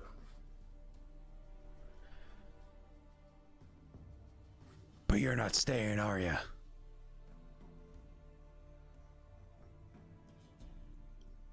That'll be the twinge of emotion he'll get, and Grish will be like, no, but I'll be back when it's my time. No, you'll die. I can't wait to see how mangled you get. Not as mangled as you got by that branch. You're lucky you turned into an axe, so I didn't have to see that mangled up body. Probably looked like severed some limbs. He chuckles again. Well, I'm beautiful now, and that's all that matters. Listen, don't get upset with me that I always got the ladies. You know how you did always get the ladies. You know how Yara used to always look at me. I know. She'd say shit when I was there, but as soon as I walked away, she liked a nice thick loaf of bread. You just get a huge laugh. And we wouldn't even say anything to it. The laugh is the answer. Anyways, he says, you made it. You made it home. You came for You came for answers. I did. Well, I guess I might as well give them to you. I look at him quizzically. Well, you know, I serve Vroga way better than you ever did. You piece of shit. Can I hit him? You can, because like I said, he's several paces away. So like, take a couple steps up and like. I'll try and Sparta kick him. Ha! Like you just gotta give him a boot. It's awkward because your foot passes through him, causing you to like stumble forward as you also pass through him. And as you like stumble through and you turn around, you see his form. He doesn't turn around. He's just kind of like, you know, kind of like inverts to continue facing you. Okay. It's he's not incorporeal, so because I think I can actually hit incorporeal. You have a chance of hitting incorporeal. Yeah. But he's also something else.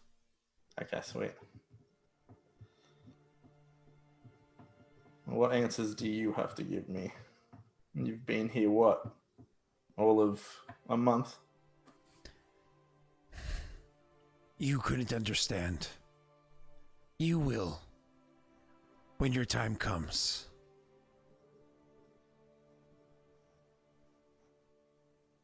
Well, tell me. I'll tell you the answers to the questions that you came here with. To what you came to know. Ask, my friend. Ask, and I will help you in all the ways that I can. Before I ask you, you speak for Virgo now, directly. He takes a step forward and places a hand on your shoulder and says, "We all speak for Vroga in the end." It's truly an honor then. To those that serve, to those that bring honor, receive honor. You kill many in his name. Your actions have not gone unnoticed. I must say, there are those here that knew me as the ally or friend of Grishka, not as Orsk. He, a smile would come over his face. So I've been noticed then. I am.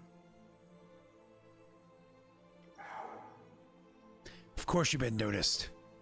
You're an ugly fuck. Every time you sneer at someone, you leave an impression that travels through the plains. Don't forget the spitting. And spit at all 6 feet. Goes through his foot.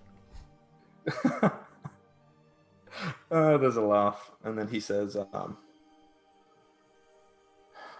what is Vroga's will in regards to what is going on with the souls? It's a complicated answer. He's angered that the souls have been stopped.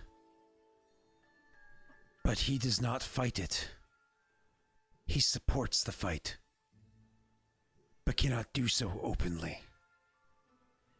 This is why I must deliver this message to you.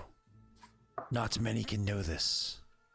He supports the cause, because there's something else that isn't known. Something that the Arbiter and the Martyr have learned.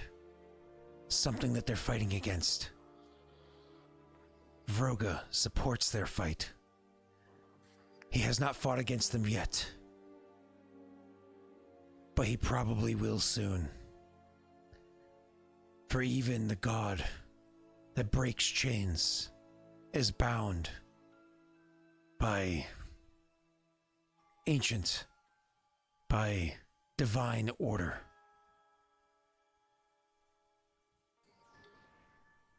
What must I do? Aid How them. must I serve? Aid them. Get them to succeed. The Martyr and the Arbiter will either succeed or they'll fail. Either way, Vroga believes he will get the souls. Aid them. See to their success. Do what you can. You know the other two, Raerin and Valorant, chosen of the Martyr and the Arbiter. Yeah, the cunt and the ignorant one. Yes, that's fairly accurate. No, sorry, the cunt and the idiot.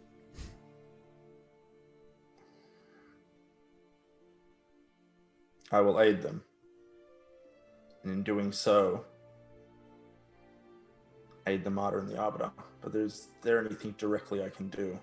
Once I get home, where do I start? I did not say to aid them. I said to aid the Arbiter and the Martyr. Their interpretations are not always accurate. Same as your interpretations and my interpretations of Roga's will are not always accurate. So how do I know what's accurate? How do I know where to start? He places a hand on your chest and says, "You've been chosen, have you not? You've been chosen because you make the right choices. They make the right choices for what they believe is correct. And they do so with the support of their God. And you do so for yours, with yours. You will know, because you know here." And then he pulls his hand away and he places his hand like he's slowly going for your head, and he says, and he slaps you on the side of the head, like cups the side of your head. "You're not an idiot." Not like you, Osk. Not like you.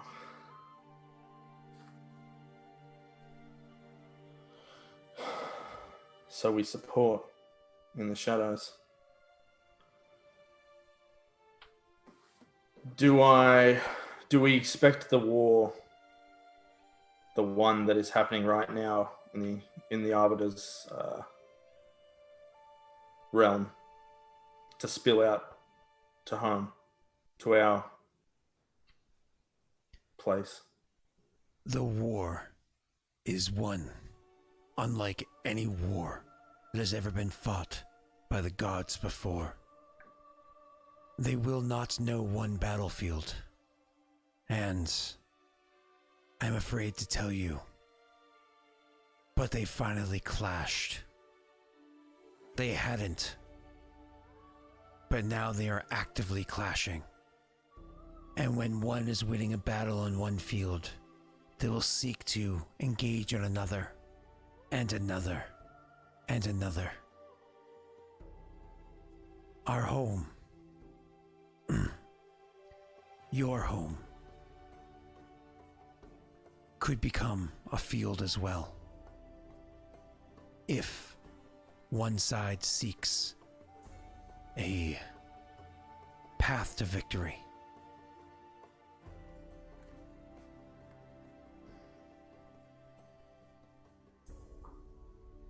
Who am I targeting? Is there anything specific? Or is everyone a target? You mean, by that you mean like which god? Yeah, more or less. Because I know that Kraylene was the one trying to get in. And I've, been told more or less where Vroga's supporting them in the shadows, more or less. He can't openly do it. But the other gods are now fighting. But I'm supposed to, so once I go back to the material plane, if that's where I'm supposed to go, I don't know if I'm supposed to fight in the other plane, which I don't think I would, because I wouldn't be able to survive. He says, do I have a target? He says, your target is not to kill, but to learn. You're fighting with every fiber of your being. However, weak and ugly as it may be, says with like a bit of a smile, trying to bring humor. Yeah. You're fighting not to win a battle, a combat of might, of force, but a battle for knowledge and understanding. So you look not to assault others, for you will fail miserably against a god and its army. You need to learn. You need to learn from those that know, those that understand. You must find the Arbiter. You must speak to him in his own realm, where he can speak openly and freely. I can't go there. I'll die. I can't survive. Have you no faith? You'll find a way. He nods. So that is where I'm to go next. You need to go there. Yes. I will go. It's not so easy to find.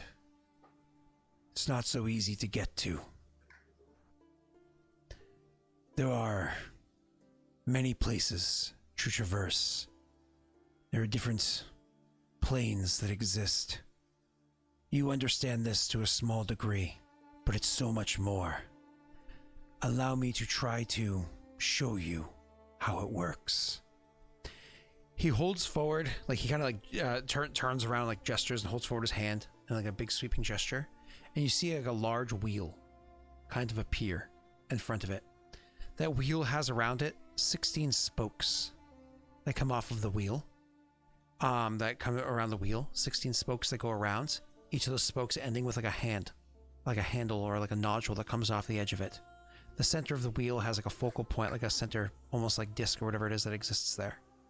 And he says, these are the planes wherein we are. We exist here and now on this plane, he says, touching the edge of one of the parts of the wheel. This is the upper, the outer, the beyond. There are so many words. Higher. It doesn't matter. It's where we are. He kind of like raises his hand up and like that wheel rises up above. So you can kind of like see it floating a little bit overhead, maybe like 5 feet above your head. And then he like holds out another hand and you see a bunch of different crystals appear in the sky. A whole bunch of just strange crystals. And the crystals that are there, he kind of like reaches out and he grabs one of them and kind of like pulls it forward without actually physically touching it. It just kind of like pulls forward and expands outwards. And as it expands outwards, it makes probably about the size, like, you know, of your body, a globe. And then kind of like that globe itself, you know, turns. And so you see, you know, a landmass that happens to exist there. And then that landmass itself kind of, you know, almost like zooms in for you. So you can see a familiar river system with a familiar forest and so on. And he says, all of this exists in the middle realms. Some call them the material. There's many names. It doesn't matter. This is your home, where you must go, where you must defend the people that live there. And again, kind of like gestures his hand outwards, and the whole thing kind of like zooms back. The crystal kind of folds back to the other crystals, and that rests above. So once again, about that now, it's about 5 feet above your head. The other one about 5 feet above that, about 10 feet above your head. And you see something else appears, a strange-looking sphere, a sphere that doesn't like connect all around. It has a bunch of different points on it. It actually has 6 points of interest on it, 4 on the same plane across from each other, 1 above and 1 beneath. Considering one of the points on it is a ball of blazing fire, another one is like a swishing, moving ball of water, another one is like a little tornado, whirlwind, hurricane kind of design, and one of them is like a bunch of earth kind of like moving and twisting around each other. Above those is a little ball of light, just like pure light, another one a ball of darkness, and then stretching between each one of those different like nodes, there's strange looking area where the fire is kind of like burning fire in, and some of the earth is kind of like folding in to meet in the middle where there's like a beam of magma kind of like molting and blurping about there, and so on and so forth. You can see a combination of different of these all around where the air and water meet. There's like ice structures in the center, and so on and so forth, right? He says, these are the lower, the inner, the deeper planes. Again, many names. You need to go here or here, gesturing towards the positive and negative. But it's not easy to get to these places. Your friends aren't in either of those places. We can see one of them. One of them is here. He says, gesturing towards the plane of ash that happens to exist. And he says, no. Here. And gestures at the fire. He's here. Which one? The idiot. Why is he there and not? Shakes his head. Daelric? I did not watch. I do not know. And the other? He can't be seen. He's not in Valorant either? He can't be seen. There are a few things that can stop such a gaze.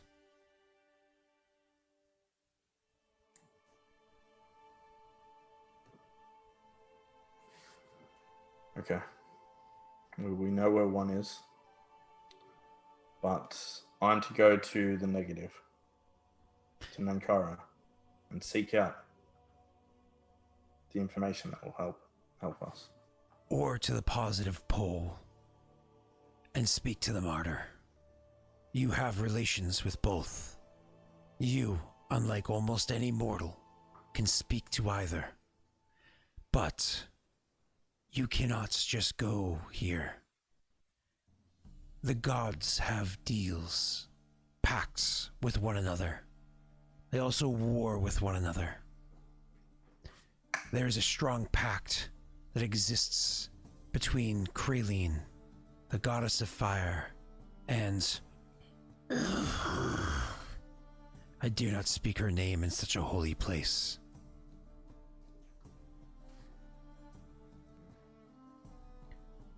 Because of this, as with all things, they stand opposite.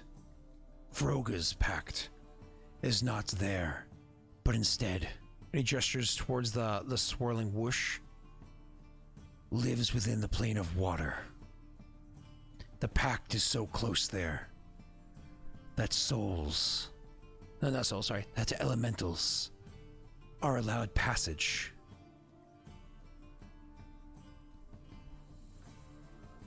So can I go from He says, here? I'm sorry, he says beings are allowed passage. My apologies. So I can go from here to the water plane. Yes. No, it's not all water, is it? I'm not a strong swimmer. He says, like with a chuckle. He shakes his head and says, I know of the structure. Because I know of the structure. The design. But the details of each individual, I do not know. I've never learned. I must have faith. If that is the way, that is the way. Nods. Says, one must have faith. You can get there. There is a passage between here and there. There is an island that is always full of water. It is always flowing water. It's the islands that almost all of the water in the clouds gets their water from. It's far from here.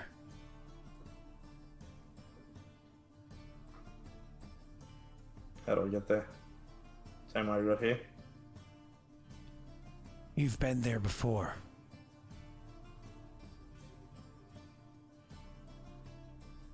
He's gonna think back to the can't remember what they're called, but Gilrot, and he's gonna say that place, the pool.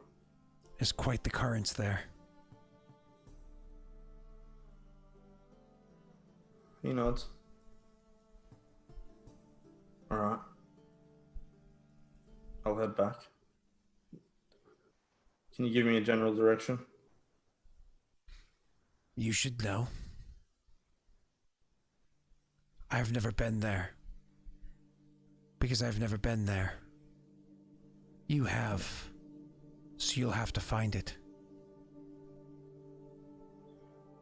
What's the deal with the graves, the one that tried to eat me?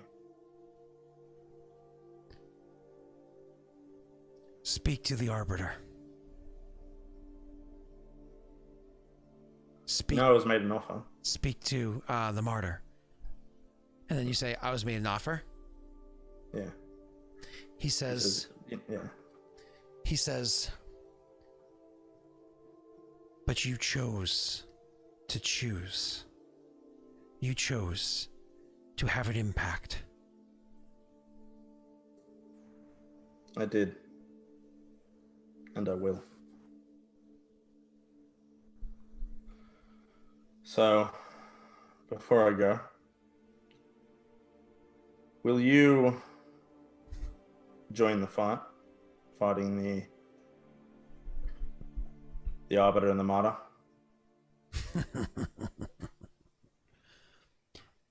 If Vroga opens the passage, if the armies are released, I think I said armies, he says if the warriors are released upon any of the worlds, I will be in the fight.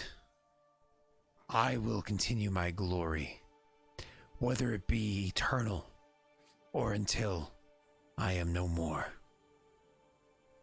I will. The fight is how I the fight is how I pay homage, respect, worship. Through fight I worship, and I worship the fight. I look forward to seeing you again, Osk.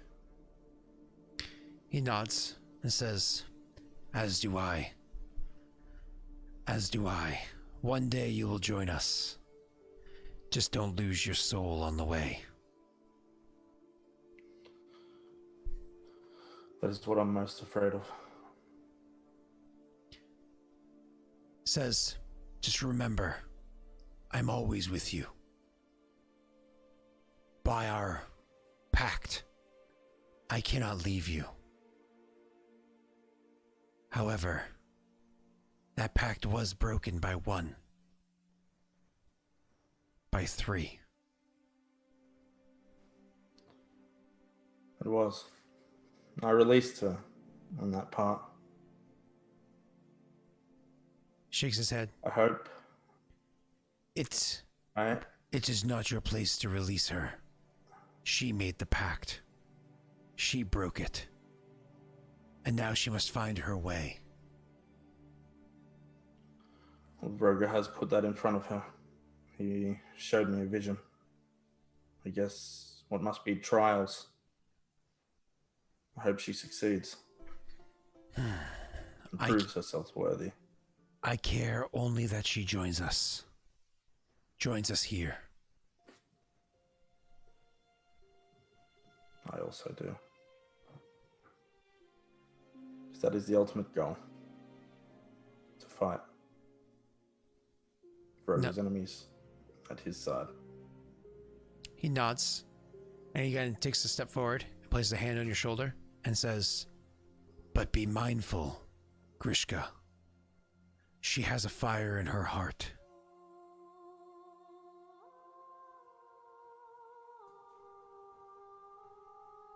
She will be here when her time comes. That I am sure of. We can only I will hope. make sure of that.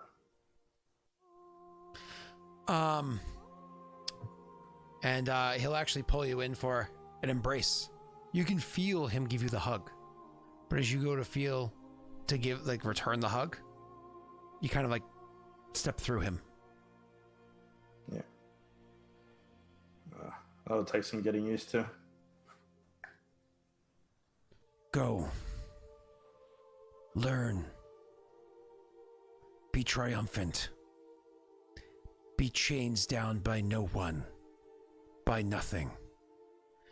In the name of all that is looked and graced upon by Vroga, kill a couple of them bitches worshippers.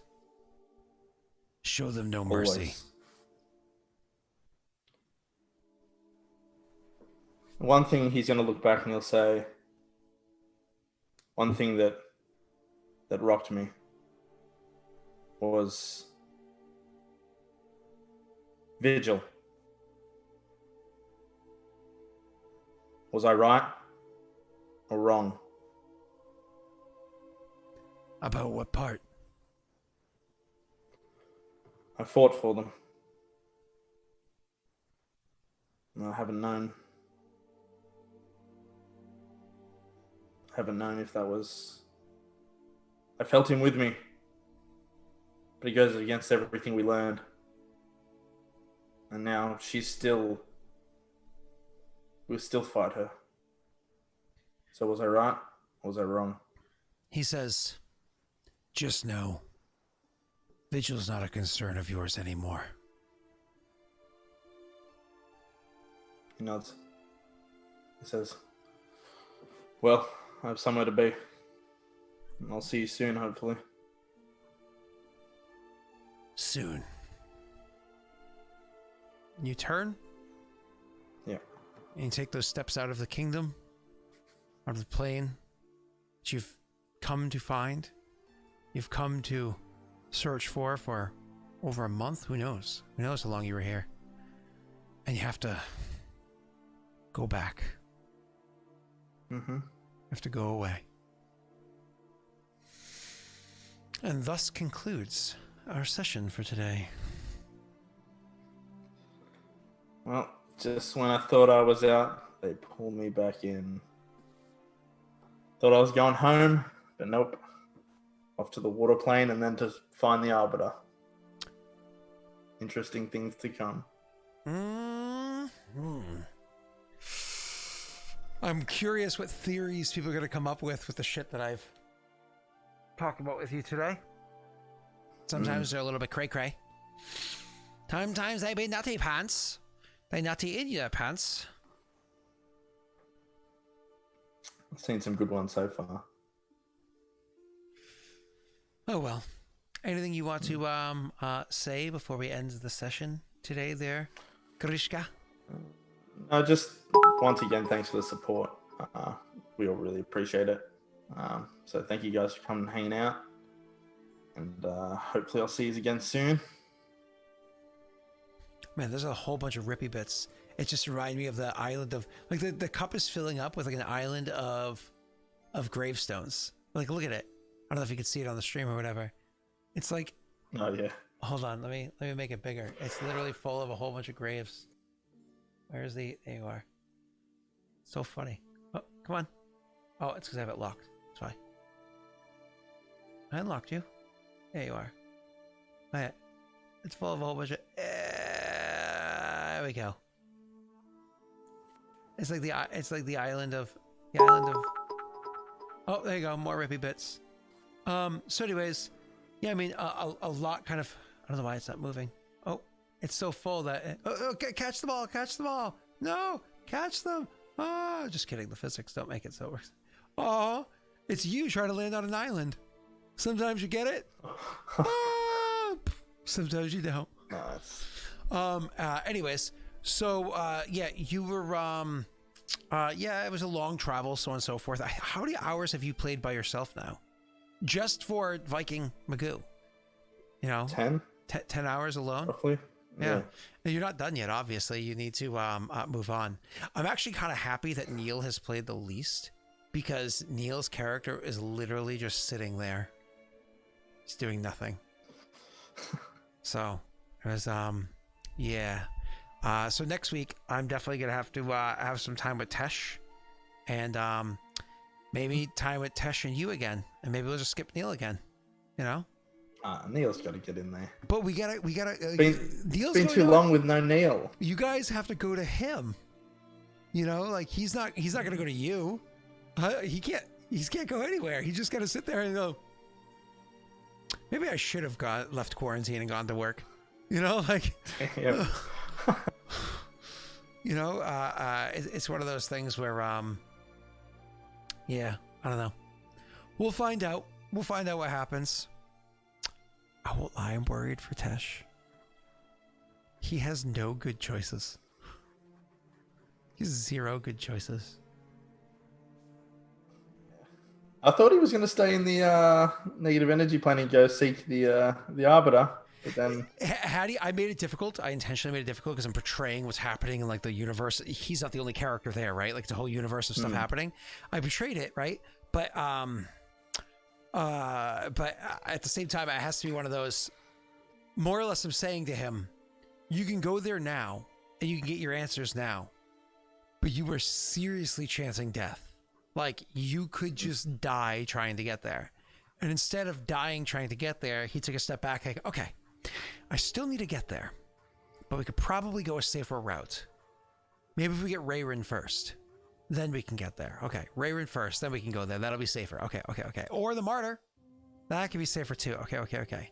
So he goes to fire, and now he has to decide again, like this way or this way. So we'll see. It's going to be interesting. Yeah. So I really wanted him to have the fear of death because I won't lie. It was very present. So I'm glad that just like you had death very present. You luckily have made all your saves that you needed to in the areas where you did. So yeah. Okay. Ready to go? I'm ready. Okay, we'll get out of here. And Joey can't play as snoggily abusive. He can't. You know, just can't. Joey's too good of a person to play such an evil cunt like that. I have to portray it. I am the only the one twisted enough to do so. I mean, I suppose, you know, Neil could. But yeah. Anyways. Yeah. All right, let's get out of here. Get Tyler. Wow. I remember that tomorrow night. Bye everybody. Jake wants to go to sleep. See ya. Jake wants to go to sleep. Good night. Good night. Night.